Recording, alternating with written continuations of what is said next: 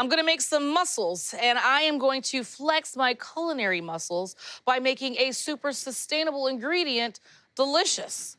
Have you ever heard of green goddess mussels? I see where you're going. Green and fresh mussels, perfect. Oh yeah, forget the salad dressing. Let's make the mussels taste like green goddess. A lot of herbs are gonna happen and some scallions in a second, but let's just start with this pot and how we're gonna flavor up these mussels. So first thing I have in here, a little bit of butter, salted, some olive oil so the butter doesn't brown, and then these are just some onions and some garlic that I grated on a rasp so it's all minced down. I don't even want to chop it down and have those little toothy pieces. I just want everything to kind of smell and taste like garlic, which that's happening, okay? So after that, I love to add in some whole fat Greek yogurt. You can do sour cream if you like. When I was in Sunset Park, Brooklyn, there was a place called Mussels and More. And if you've ever been to a restaurant that has one of those menus that's like 30 pages long and it's hard to make a decision, that was Mussels and More. I mean, a gajillion ways to have mussels. Never saw a green goddess, but always loved the cream-based mussels. So as I get in that yogurt, I like to kind of whisk it around because you don't want little bits of yogurt kind of floating around in your pot. And then just to that, slowly add in some stock. Now, this is vegetable stock. You can do chicken. You can do seafood stock if you like as well. Sometimes if I have a little one of those like containers of clam juice in the refrigerator, I'll just pour like a little bit into like a vegetable stock to give it that funky flavor. In addition, not just that stock, a little bit of lemon juice because we're gonna use the zest of a lemon later, and then just get these babies in. Now, it's not gonna take long, depends on how many and how steamy your environment is. Just get them in there. These are PEI, or Prince Edward Island mussels. Let the steam do what it does. It's kind of like a slow cooker, don't open it. All right, now let me get into the entire green goddess of our mussels here. Now, you know, green goddess dressing, it's an herby dressing that's perfect for like a crudité platter or obviously salad. Usually you're gonna get lots of the greens, right? So we've got some mint here, some parsley, some tarragon, dill. So anyway, I'm gonna get these out. I'm just gonna lob off the top. And then add to that some scallions. White and green parts. Wow, I can already smell that dill. And the way I do herbs is I like to just kind of ball it up and then just run through the ball. All right, so look at us, just chopping everything down. Now, over the top, get that lemon zest in there. And then just kind of make sure, because I feel like zest, it's so oily, sometimes it just falls in a clump, right? All right, let's check on these mussels. Oh, come on, come on. This is what you're looking for here. Be stingy, just give me the moment. Let me show you what I like to do. Look at these babies. Get this right over here. Give it a quick little stir. You know, my goal is to get a little bit of those onions into all the little crevices, and then just come and hit them with our green goddess flavor. Remember the dill, the parsley. Yes, the tarragon must need some lemon zest. Why not? Scallions come through. Now tell me that is not green and fit for a goddess. Look at this. Get this into our bowl here. Truthfully, I could just eat this right out of the pot. But look at that, then come in at the end and ladle on some of that juice. Just come on. Steamy, hot goodness. Serve it with a little bit of bread on the side, nice and crusty. Like to make sure I go in there and get a nice piece so I can. I'm being so civilized now. Usually at home, I just break the bread apart. Just get in there and dunk away.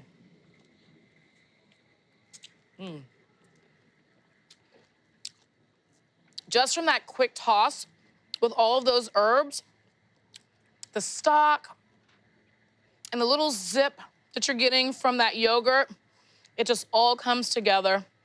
Do not leave the herbs out of this. It's a Green Goddess mussel bowl. Come on now. Well, raw oysters are perfectly great. I actually prefer them a little grilled with some lemon dill butter. I'm gonna get the grill set up. So I've got hot coals in the charcoal chimney. So I'm gonna dump them out. Okay, 1 layer of coals. Just gonna spread them out a little bit. I don't want to incinerate these. I want to just slightly grill them. Okay, grate goes on. Next, I need aluminum foil. So this is my trick. What you want to do is keep the oysters upright so all the oyster liquor and the butter stay in the shell. And I found if I put sprinkled foil right on the grill, I can just set the oysters in the foil and it all stays in the shell. So while I put the oysters on the grill, I'll show you how I prepared them. I put 1/4 pound of room temperature butter in the bowl of an electric mixer fitted with a paddle attachment, along with a teaspoon of minced garlic, a teaspoon of minced fresh dill, 1/2 teaspoon of lemon zest, a tablespoon of freshly squeezed lemon juice, 3/4 teaspoon of kosher salt, 1/4 teaspoon of pepper, and just mixed everything together. Then I used 2 small spoons to put about a teaspoon of herb butter on each oyster. I had bought them shucked on the half shell. Okay, last 2 on. I made these once for Geoffrey. He went crazy. So I'm gonna put the lid on, make sure the vents are open, and grill them for exactly 3 minutes. Okay, time's up, and they smell amazing. You can tell they're done when the butter's just sizzling and they just start to cook. Oh, this is gonna be so good. Just gonna put them on a platter. The butter's melted and the oysters just ever so slightly cooked. I'm using Blue Point oysters from Long Island. They're really nice and plump, but pick any oysters you really like. Make sure they're really meaty. You know what I always say, cook oysters and a man shows up. And a little fleur de sel at the end, just to bring out the flavors. Uh-oh, trouble just arrived. What's here? So I made grilled oysters with lemon dill butter. You don't want any, do you? No, I'll just take the whole plate. Well, that looks good. He's a very good audience. So you just pick one up like that. Okay. And use your fork. They're hot, very hot, and just eat it. Oh, that's delicious. That's really good, isn't that good? And then you can just sort of, so good. Unbelievable. I want my mom to kind of show us how it's done. So take it away, G. Okay, so we have about a cup of canned clams. This can be done with fresh clams. You can chop them. And you reserve some of the clam juice from the canned clams and some grated garlic cloves. Three or four if you like garlic. And some fresh oregano. Yum, yum. The next thing is a little bit of Crushed red pepper flakes. crushed red pepper flakes. Ooh, I like the look of this. Some salt, some pepper. We put olive oil in this too, a little bit of olive oil. Put a little olive oil there and brush it around. A drizzle. And then I'm brushing the olive oil. Looks good. All right, I got that oiled. Now what? Okay, a little mozzarella. You do that one. I want to help. And after the mozzarella comes the either Parmigiano Romano or Pecorino Romano, which I think is Parmigiano Reggiano or Pecorino Romano. Yes. Have you ever seen me add that small amount of mozzarella to a pizza? I'm like bringing in a truckload and like dumping the truck of mozzarella onto the pizza. You want the clams to be the show. Basically, you want to kind of scatter Right, you wanted evenly. it scattered as much as possible, So every evenly piece- over the crust. Okay, so you bake yours at 500 on a pizza stone. I'm gonna do like 450 just to make sure the Okay. bread dough doesn't burn. So I'm gonna get this in the oven, all right? Thank you very And much. What would you say, how long? Well, when I do it 500, it's 8 to 10 minutes. Okay. So maybe 12 to 15? Oh, it smells so good. Gosh, that really reminds me, I need to put more garlic on my pizzas. I mean, the smell of this pizza. So get it onto the board. Goodness. That looks incredible. So how do you like to finish it when it comes out of the oven? Well, you can sprinkle more cheese. Definitely more cheese. I on top support that decision. while it's hot. Mm-hmm. And you want to do something with those oregano leaves. Yes. And I then, will artfully place them. whoops. It looks perfect. This may be our new favorite pizza. Who wants to try a bite? Me. Oh, good. You guys are adventurous. It's not pepperoni. That is incredible. You like it. Great. really good. Uh-huh. It's so garlicky and Okay. flavorful. I love the flavor.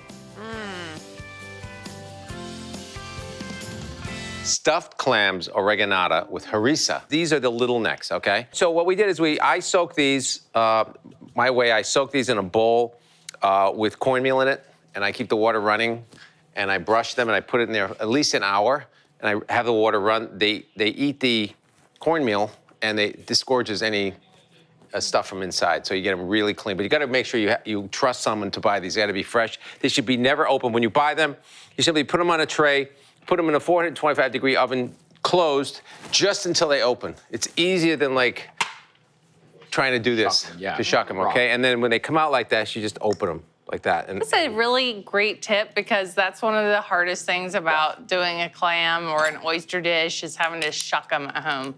But you're going to cook them anyway, Yeah. so just par and cook them. that's Can it. I So- grate this garlic Yeah, so for you? I I'm want you to guessing grate that's what you garlic, want. slice that parsley, Okay. chop that parsley. And this is basically a dump and stir. So we have the ingredients. We have scallions, cayenne, oregano, That's a lot of oregano. Oreganato. Bold. oreganato, Bold. miso, Oh. You just drop that little miso like that. olive oil, harissa. This is so you. Actually, salt and pepper, strangely enough. Top of all that? Yeah, you need it. It really, you'll see. Okay, a good amount of pepper. And then I use the cheapest seasoned breadcrumbs I can find. Someone write down the date. Did you say you buy something cheap? Yeah. Okay, and you want to just mix this up. And then I want to see it dry first, and then I add liquid to it slowly so I don't have to I don't mess up the ratio because it can't be too much breadcrumb in this, you won't taste everything else. A little chicken to stock and a little white wine. We're looking for a paste that's slightly wet because when it dries out in the oven, it still has to have some moisture to it. Yeah. It still needs, and it's going in a 475-degree oven Wow. for about 10 minutes. So this is gonna, I would say, a touch more breadcrumb. Wow. And can you see that's about, right? And there's no particular order. You can do this with your fingers, just a little dab will do you. Right on top, a good amount, because it's all about eating this, really. Forget the clam. I mean, but that's why a lot of people who use the larger clams chop up the clam and put it in the stuffing. You're just putting it literally on the fresh clams. Too much work to do what you just said. I know, and I love when you bite down on the filling and then the clam is like underneath, like tucked in I bed. prefer this way. Me too. And you could put them in a little cream broth on the bottom of a bowl. It's a beautiful first course. Okay. I love the rustic quality of these as This well. is just throw it in the oven, and I have a little way to present that I think is fun. It's an extra one. Okay, 475. All right. Nice, beautiful color. Beautiful. So elegant, too. I love when nature gives the vessel. Yep. Okay, Here we go. taste it out. Here Just we go. 10 to 12 more garnishes. Oh my We're done. great. Then I just like to dress up some salt on our plate. Here we go. Well, you know, the old pink peppercorn, black. Oh, wow. Black Well, it is, too. Bed of salt, I assume. Yes, salt. It just keeps them warm, and you can warm this whole plate up in the oven, and then put them, and it stays warm the entire time. I don't like eating these cold. These That's a no, no, no, smell no. so good. You can smell the garlic, the harissa, the scallions. Does that look good? Gorgeous. I'm waiting for like the pecorino Yeah, to drop something. from the ceiling, something. I feel like we're not done. This feels new. Old scallion. Oh, there you go. All right, everybody relax. Because it asks for a pinch of green, and the scallion is a beautiful remedy for a lot of dishes. But you know, when you have an Asian dish, it's always sliced scallions on top. Something about it, it's just perfect. All right, you ready? Oh, look at that. That's gorgeous. So pretty. Okay, who's gonna? Can I just? Mwah. Let's see. Okay. Oh. I'm excited. Should I eat this with a fork and knife, Geoffrey? No, Pop it in. but I have one of these for you. Ooh. Oh, look at that. No, I can't. Jeff? I'm gonna go in old school, I think. You know what I love? At the very end, you get the breadcrumbs, you get the scallion, you get this hint of the clam, and then the harissa kicks in. Ooh. It's not too spicy. It just makes me want to eat 100 of them. So for 2 of us, I've got 3 pounds of mussels. I'm just going to fill the bowl with water and then put a little bit of flour in the water. And what this does is it gets the mussels to give up any sand that's in them. So, okay. Oh, it smells like the sea. So while these are soaking, I'm going to make a wine broth with lots of garlic and shallots. Heat up 2 tablespoons of olive oil and 2 tablespoons of butter.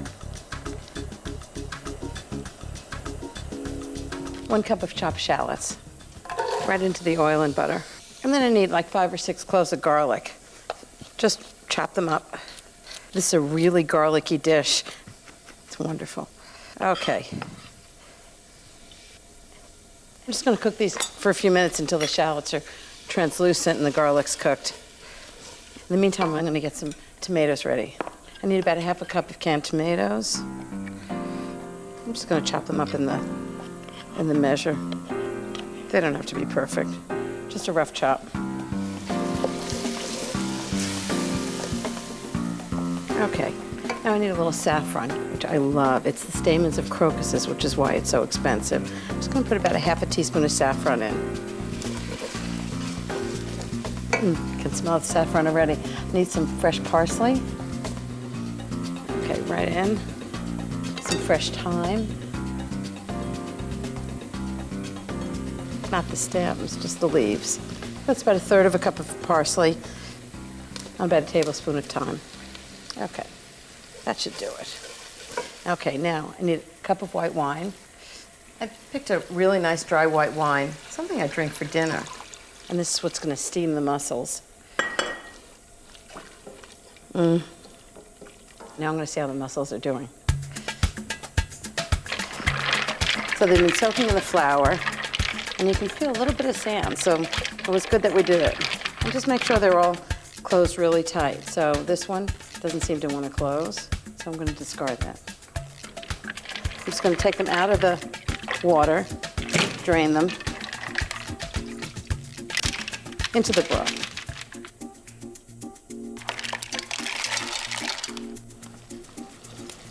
Just toss them with the broth. I'm going to put on the lid, 8 to 10 minutes, and dinner's ready.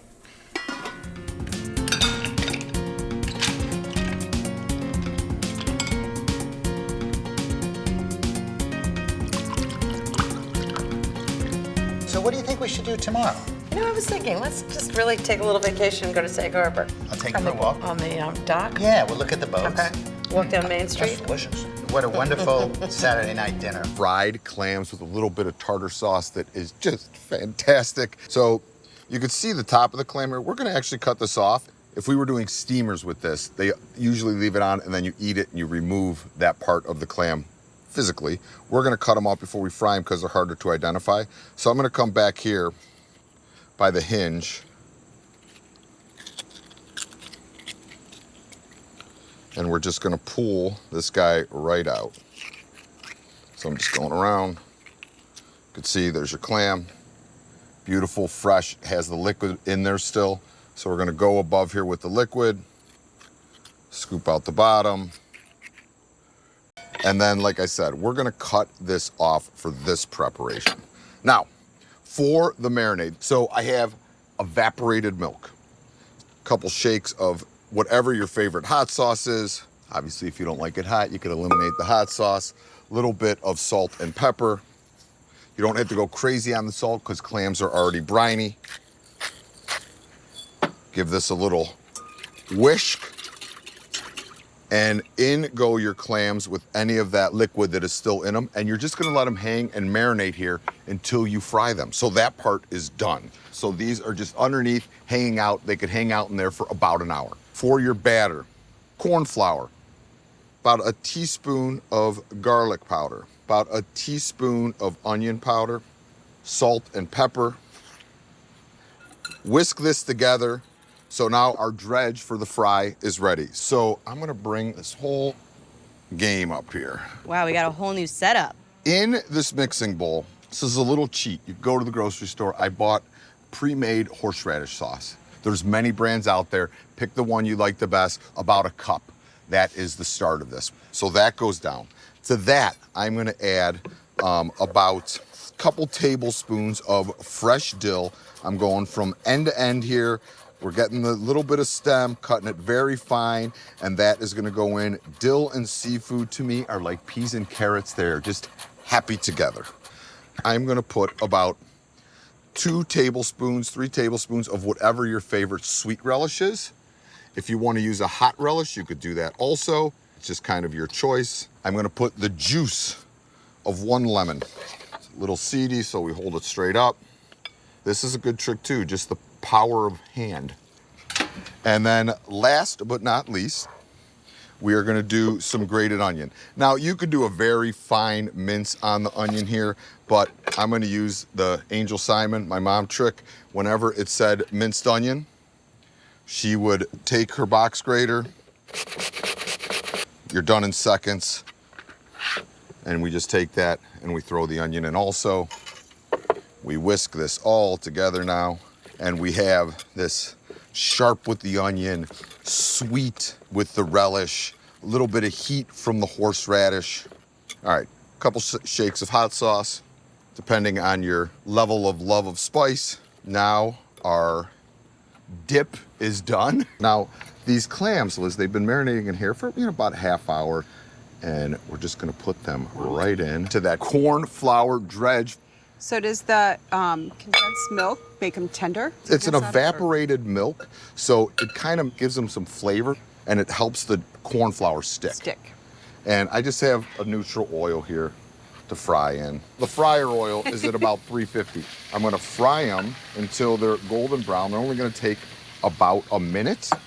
And once they are ready and golden, I'm gonna bring them out on this tray, hit them with a little bit of kosher salt, and then we're ready to serve up. Yeah, you guys, this is a good, you heard the pop. There's a lot of liquid in clams. When you drop clams into oil, take a step back, because they will pop and you don't want to get splattered. But look how. Oh, that's fast. Yeah, really fast, super golden. Woo! These It's like fireworks in the pot. I know, It's a party in the pot. I'm gonna just finish them with a touch of salt. So these go here. All right, let's clam it. Really good. You know, the nice thing about when you do them this way is you fry them real quick and hot, so they're still like incredibly tender. They just have that little crust on the outside. Yes. These are my char-grilled oysters with green garlic butter. I've got some Wellfleets here. These are wild. You can also get some farm-raised. Farm-raised is gonna be a little bit more uniform, cleaner. Wild, you might find a little bit of, barnacles or things growing on there. Scrub them really, really good and then get to shucking. So when you wanna shuck, you're gonna turn it over and look at that flat side. And usually towards that tapered end is your access point. You're gonna take your little knife here and kind of get it in there. And what I like to do is press down at the very end. See that right there? Kind of like twist it. It's gonna open. Before I even get it completely open, just kind of run that oyster knife.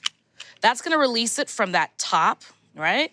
Clean off your knife and then just kind of release it from that mussel right there, and you're good to go. I've just got a dozen there, but I like to tell my friends one time I went to a bar in New Orleans, Drago's or Drago's, however you want to say it. They're famous for their char-grilled oysters.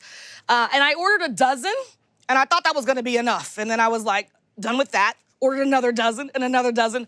4 dozen oysters on my own at that bar by the end of my session. And I call it a session because I was drinking and, holding court. All right, so I'm gonna make this green herbed butter for you. Some butter in there, parsley. That's the green, along with some scallions. I just like to break them down to size, even though my food processor's gonna do some work.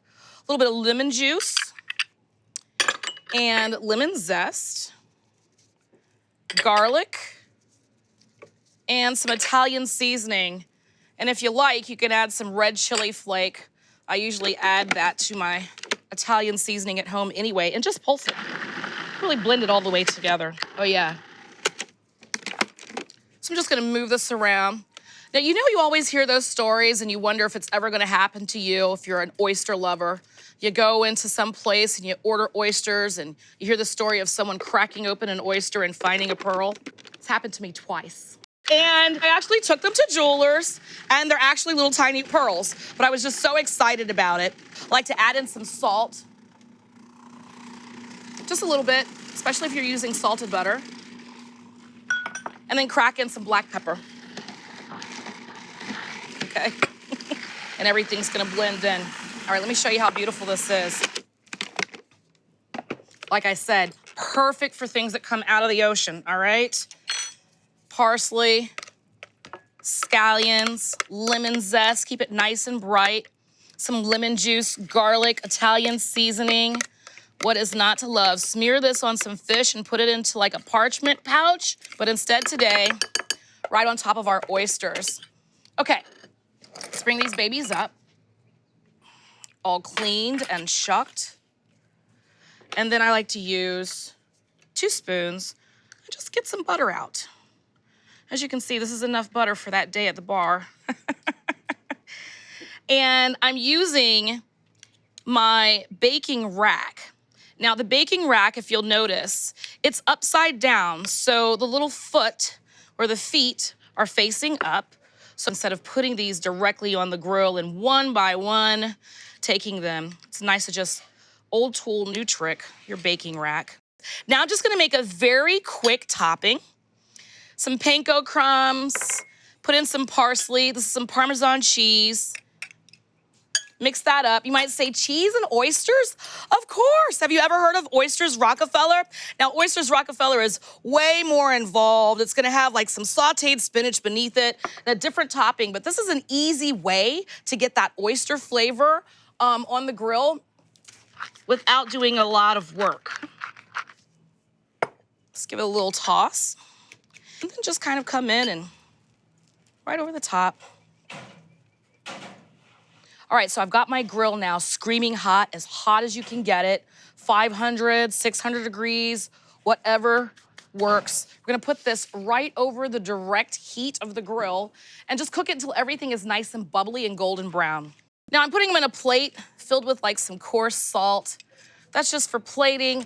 Also, it's nice to prop them up so that they're not spilling everything out. And a lot of times salt will allow you to kind of nestle them in there like that. This is a great end of the summer celebration, kind of ushering in the new season. All right, and then at the very end, just some lemon wedges. You could serve it like this or just hook everyone up before it gets to them with a nice squeeze. I'll just take this one and eat it. Cook's treats. All right, nice squeeze of lemon at the end. Look at that. Herbed butter, so easy to make. You don't even need a food processor. You can just like blend it in a bowl with a fork or get your hands in there and mix it up. Ooh, hot. This is how you serve it, okay?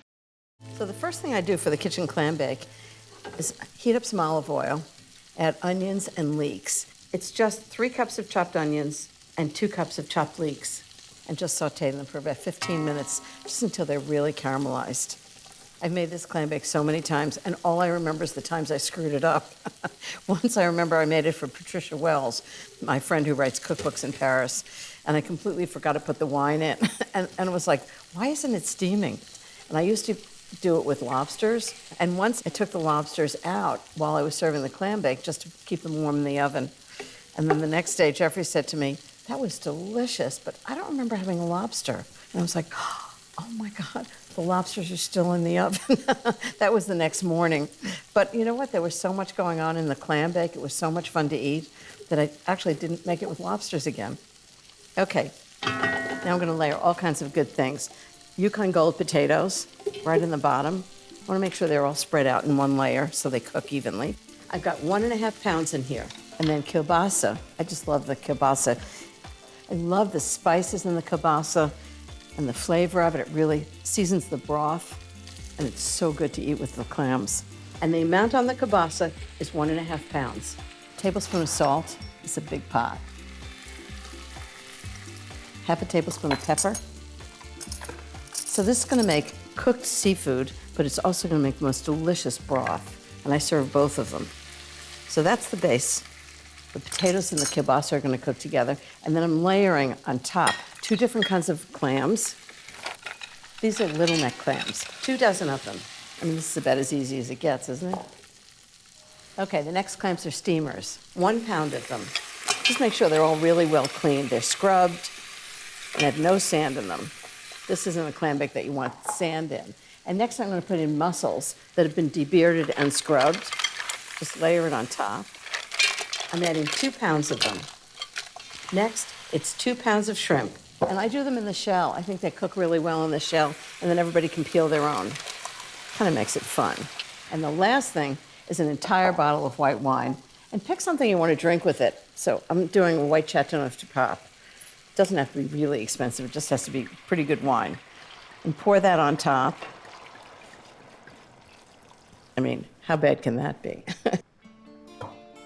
Just gonna turn the heat up, put the lid on, and let it cook.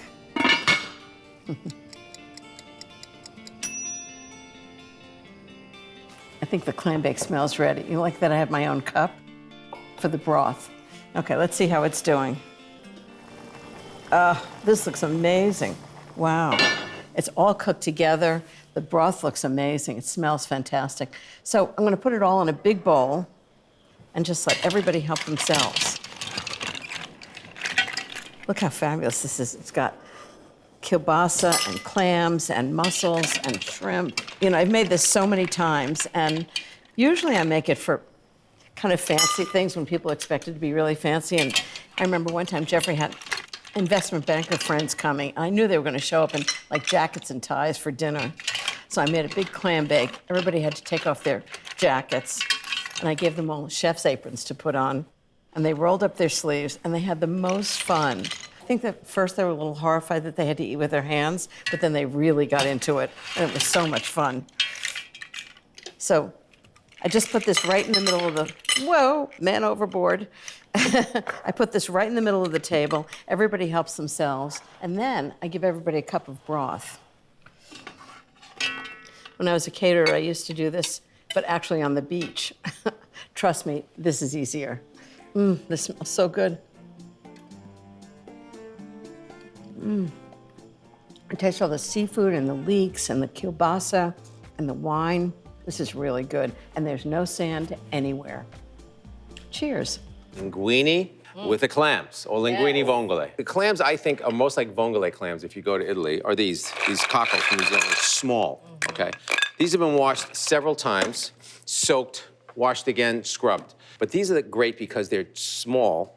They sort of make sense in the bowl. I like to leave my shells in the linguine and clam. I think it's part of the romance of linguine and clams. Water salty as the Ocean. The sea, not the ocean. I like a flat surface. If you go and get mussels or clams and they put it in a pot like this, what happens? The bottom clam or mussel gets cooked, the top clam isn't open yet, that one gets overcooked, the top one opens, and then you have an uneven cooking distribution. So I like to put a generous amount of extra virgin olive oil. I like this, not a big old deep pot. And I'm just gonna take this garlic. Would you snip some of the stem? I like some of the stem in this. Okay. Not rough cut, not fancy, okay? Rough cut. And I'm just gonna cut these really thin, like this. How many garlic cloves would I have 5.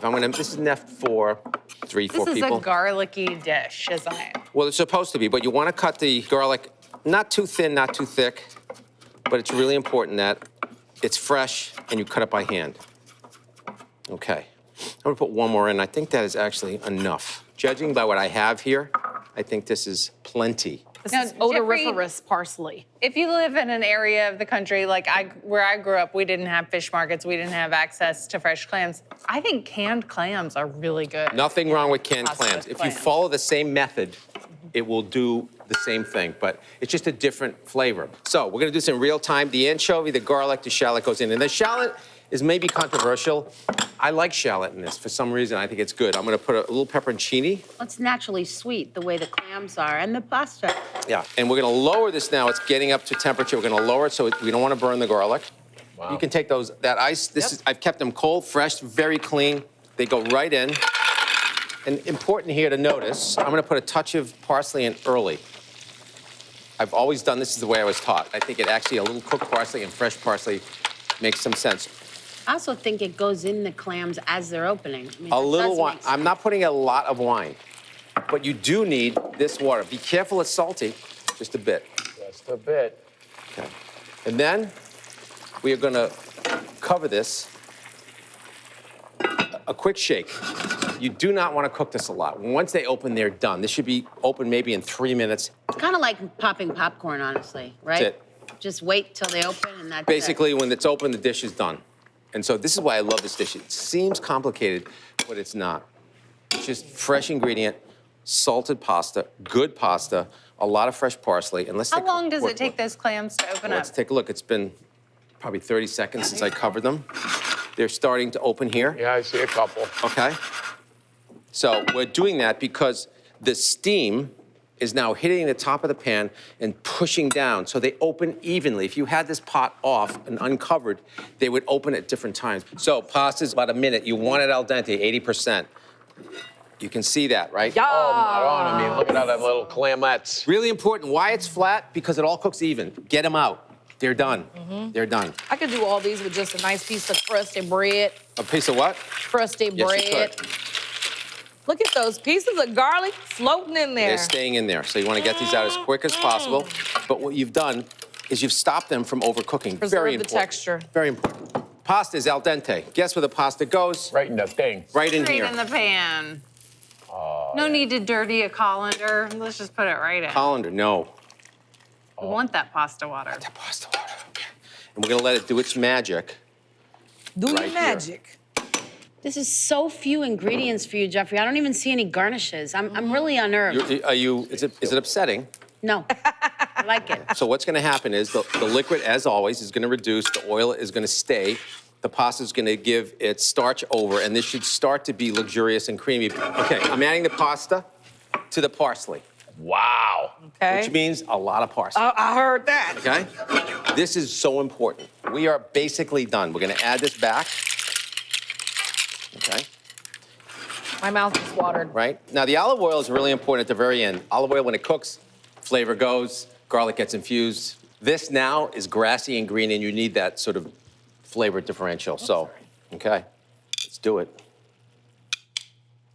Yeah, brother. So this is a traditional linguini vongole.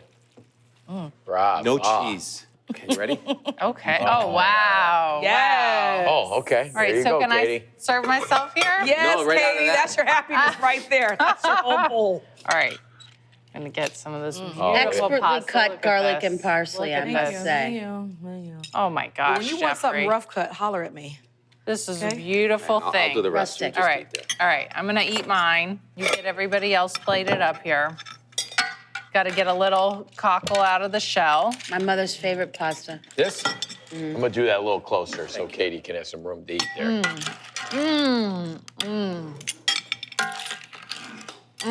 So Geoffrey, the pasta, finishing it in the sauce is so key because it actually absorbs some of it so you get that flavor all the way through. The clams are perfectly cooked and I love all this parsley in there. I'm making this incredible seafood stew called Chioppino.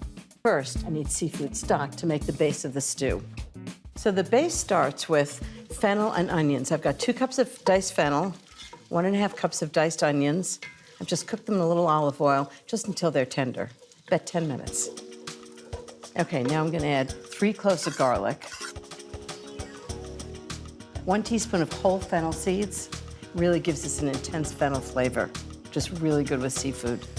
Half a teaspoon of crushed red pepper flakes. Give it a little heat. I'm just gonna cook this for 2 minutes, just until the garlic's really fragrant. I'm gonna add 28-ounce can of San Marzano tomatoes. It's crushed. Next thing I need is 1.5 cups of white wine. And you know, I always say, use a white wine you would drink. I'm using Pinot Grigio. But you'll have half a bottle of wine left to drink. Okay, now I need a tablespoon of salt. This is a big pot of seafood stew. 1 teaspoon of pepper. And next is 4 cups of seafood stock. Just pour it right in. It's a really rich stock. And this is gonna cook for 30 minutes. And while that happens, I'm gonna tell you how I made this gorgeous homemade seafood stock. Makes all the difference in the world. I put 2 tablespoons of olive oil in a pan and added shrimp shells from 1 pound of large shrimp, along with 2 cups of chopped yellow onions, 2 chopped carrots, 3 stalks of chopped celery, and mixed everything together and cooked them for 15 minutes. Then I added 2 cloves of minced garlic, gave it a stir, and I poured in 1.5 quarts of water, added 1/2 cup of dry white wine, like Pinot Grigio, then added 1/3 cup of tomato paste, 10 sprigs of fresh thyme, including the stems, 1 tablespoon of salt, and 1.5 teaspoons of black pepper. Then I brought it all to a boil, lowered the heat, and simmered it for an hour. When the time was up, I strained the stock through a sieve, pressing the solids. Poured it into a quart container. Done. So I have 1.5 pounds of cod. I might serve it with a salad to start, and then the seafood stew. Okay, so that goes in right into the stew. And at this point, you don't want to stir it too much because you don't want to break up the fish. Next is 1 pound of shrimp. I actually buy it peeled and deveined. It's 16 to 20 count, which means there's 16 to 20 shrimp in a pound. They're pretty good size. Okay, next is 1 pound of scallops. I've got sea scallops, and what I did was I cut them in half crosswise, so they're not too big. You can use bay scallops, but don't cut them. They're really small. What I've done with the mussels is I've got about 24 mussels, and I soak them in water with a little bit of flour in it, and that gets any sand out of the mussels. And rinse them. I don't want any flour in the stew. Just check to make sure the mussels are closed. It says they're alive. And now I'm just gonna put it right on the top. Sort of sprinkle it over the top of the Cioppino. Don't stir it at this point. You don't want to break everything up. Put the lid on and cook it for 10 minutes. That's gonna be delicious. How gorgeous. I wish you could smell it. It's amazing. And all the mussels are open, so we're good to go. I'm gonna turn off the heat and add one more thing, a tablespoon of Pernod, which is like anise-flavored liqueur. I'm gonna put the lid back on and let it sit for like 2 minutes, just so it really permeates all the seafood. Okay, I've got one more thing. I'm gonna serve it with garlic toast, and I've got them in the oven. So I've baked slices of baguette, olive oil, salt and pepper, 400 degrees for 15 minutes. And now, in order to make them garlic toast, I'm gonna cut a piece of garlic in half and just rub the cut half right on the toast. And that way you don't have like a bite of garlic, you just have the flavor of it. And with the seafood, it's gonna be fantastic. Time to serve up the stew. How good does that look? Wow. A little bit of parsley on the top of each one, a couple of toasts, and I would say that's a seafood stew. Every time I make mussels, I always ask myself, how come I don't make them more? They're easy, they feed a crowd, and they take like no time at all, and most importantly, they are fantastically delicious. So here's what you need. You need some mussels. Now, not every mussel is the same. When you go to the fish store, ask them for Prince Edward Island mussels. If you want to be like in the know, just say like, you have any PEI mussels? Because your fishmonger is going to know what that means. Prince Edward Island mussels, you want farm-raised mussels. Why? Because they're clean, they're very sweet, and they don't have those sort of beards that mussels have on them. And they're clean, they're just basically ready to go, just ready to cook them. And that makes a big difference. So I literally don't cook mussels unless they're from PEI, Prince Edward Island, all right? That's your buzzword for the day. So we have the mussels, we need some garlic, we need some shallots. This is gonna be the aromatics for the broth. We need some white wine, because the white wine will cook the mussels, and the broth from the mussels and the white wine are gonna make the broth and the sauce that you really want. I'm gonna put some crushed red pepper in there, some fresh parsley at the end, and then, this is the key. I'm sorry, everybody. It's a French dish. We need some butter, unsalted butter. And then, of course, we're gonna make some crusty bread to go alongside with it as well, okay? So, let's get started. So we're going to start by chopping up some shallots. Now, the shallots aren't the most important piece of this dish. You can use an onion if you want, or some scallions. But I like the idea of shallots because they're sweeter than onions. But you just want to dice them very, very finely. So, I mean, this is sort of the proper sort of culinary school way to dice a shallot. But if you don't have the same skills, you can coarsely chop them just like this until they get really nice and fine. Because we don't want big pieces of shallots in there, we just want the flavor. And we want to make sure that the shallots are nice and fine. Then we're going to add some garlic. When you think about this, it's like garlic and shallots, a little bit of red chili, and lots of butter, and the mussel broth. It's so good. It's so, so good. So we separate the cloves, and then take the side of your knife, and it actually helps break away the skin from the meat of the garlic itself.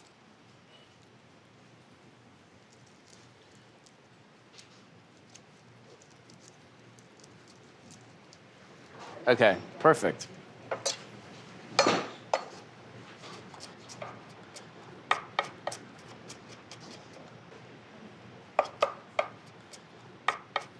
All right, so we're gonna crush our garlic.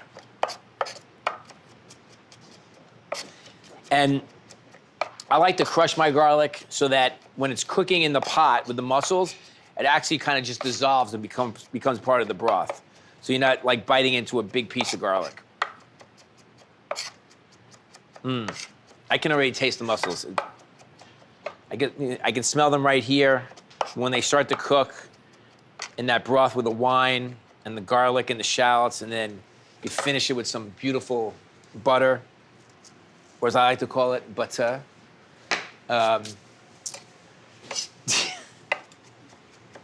And if you notice, I took a little bit of salt and just put the salt on top of the garlic, and that's gonna act as an abrasive. So when I turn my knife, I crush the salt and the garlic together to make a garlic paste.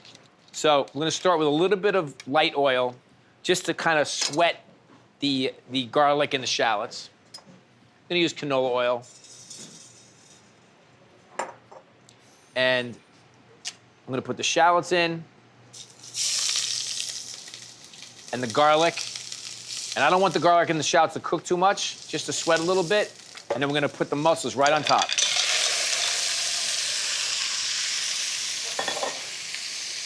Then we're gonna add some white wine. Galloping gourmet style, bringing back the old school. And now we're just going to just give it a quick mix. And then we're gonna cover them. We're gonna steam these mussels, and the only way you can steam them is by covering them in the pot. And as soon as the mussels are cooked, as soon as the mussels open, they're cooked. So it's literally gonna take like a minute and a half maximum. And we're gonna finish it with some butter and some parsley, and we're gonna make some crusty bread to go along with it, because, you know, we have that beautiful broth. We want some of the bread to kind of go along with it. You can, if you want to, you can just kind of take a baguette and just rip pieces of the bread off. You can toast it if you want. Actually, this bread is really nice and fresh, and it has a really good crust on the outside. So I'm gonna just kind of serve it as it is. It's totally fine. And I like the idea of just kind of ripping it instead of cutting it. Just makes it a little more rustic. Let's check our mussels. Here, check this out. Come here. You can see they're starting to open a little bit. It's gonna be literally like another, I don't know, 30 seconds and we're gonna be done. All right, so we have our crusty bread. I'm just gonna chop up a little bit of parsley just as our mussels are starting to finish. And this is something, you can have the parsley chopped ahead of time if you feel like you're not gonna time it right. Having all the ingredients ready to go, to me, that's really key. Just gonna chop some parsley up for some freshness. Gonna pop in a couple of crushed red peppers. Look how that looks. So some of the peppers, then the parsley. It's all coming to a close here, folks. It's all happening right in front of you, right in front of your eyes. Are your mussels cooked? Because mine are almost ready to go. I don't want to start eating before you. I know what you're saying, that's a lot of butter. You're 100% right, but that's what makes these things taste good. So now you can see a lot of them are open, almost all of them are open, and all we're gonna let happen now is let the butter emulsify in with that white wine and mussel broth. And what happens is, because the white wine is cooked, it's cooked off the alcohol, or most of the alcohol, and it saves the flavor of the grape. So you have that beautiful, nice, crisp. I mean, I used a really crisp Italian wine. You can use whatever you want. It could be a French wine, American wine, doesn't matter. Something light and crisp, not too crazy big in flavor. So you don't want to use a Chardonnay, maybe like a Sauvignon Blanc or something along those lines. A nice light wine. And what happens is the alcohol cooks off, the flavor of the grape intensifies, it gets mixed with the broth of the mussels, then you finish it with some of that butter and that garlic and the shallots, and then the parsley, and boom, you're done. Ready? We're ready to go. Here's my bowl. Come closer, look at these mussels. You can see that they're open. Okay, the mussels are all open. And any time after this moment, the mussels will just start to overcook. So we want to get them out of the pot.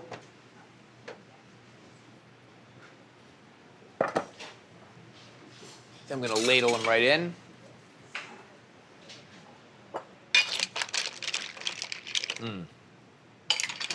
Delicious. And this is great to serve. I serve this a lot, especially like when I have a bunch of people coming over for dinner. This is a great way to kind of start the evening or start a lunch. You just put a big bowl of mussels and some bread in a big bowl with maybe some small bowls next to them so that they can discard the shells. And like everybody just lights up. And as I said, like I just don't make these as much as I should. Pour that broth over there.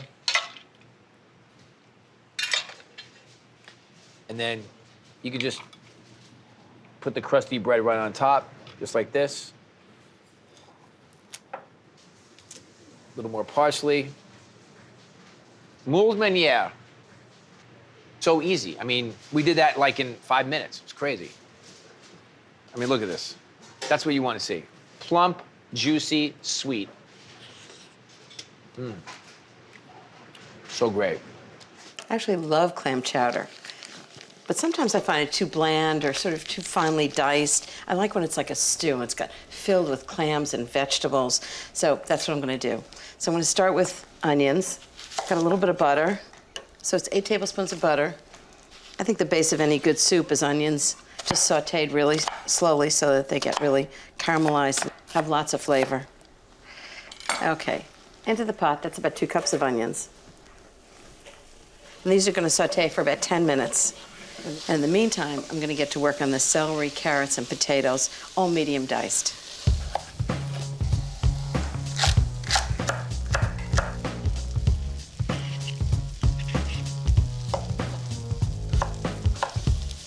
Perfectly cooked onions, nice and translucent. Okay, I'm going to put the rest of the vegetables in. I have 2 cups of medium diced celery, 2 cups of medium diced carrots, and 4 cups of potatoes. And I'm just gonna stir them around. I'm gonna saute them for about 10 minutes so they start to cook. It smells great. Okay, now some fresh thyme. About 1½ teaspoons of fresh thyme. You can use dried herbs, but fresh herbs are so much better. And if you have any left over, you can just strip them off the stems and just freeze them and use them another time. Okay. 1 teaspoon of salt. Half a teaspoon of pepper. It's really important to season things as you go along. Just stir it up. I'm gonna let this cook for about 10 minutes until the vegetables start to get tender. Just can't make clam chowder without clams and fresh clam juice. Well, you could probably use bottled clam juice, but it just won't be the same. I'm gonna use a quart of fresh clam juice. Just pour it right into the vegetables. Just gonna bring that to a boil. Okay, so the next thing I'm gonna do is make a roux, which is a little thickener. So it's 8 tablespoons of butter. Just gonna let that melt. Half a cup of flour. And what it's gonna do is enrich and thicken the soup. Okay, the butter's melted. Just dump the flour in all at once, and then just whisk it. I'm gonna cook it for just about 2 or 3 minutes. Soup is actually great to make for parties because you always make it in advance, and the clam chowder actually tastes better after a day or two. Okay. Just gonna take about a cup of the hot soup and just put it right into the roux. And then put it all back into the soup. And that just makes sure you don't get any lumps, ever. And then just stir it and it'll thicken the soup right away. This looks great.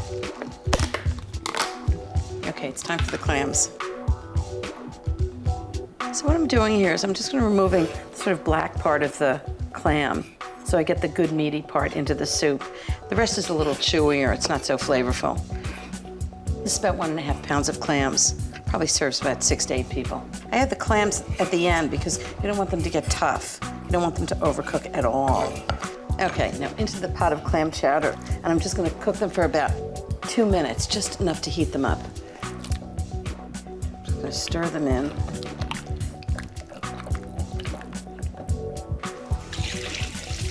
Messy job. So I need about 2 cups of milk. Oh, this looks great.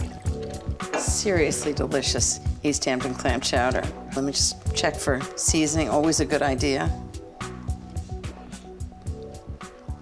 That's perfect. You can really taste the fresh clams. Makes a difference.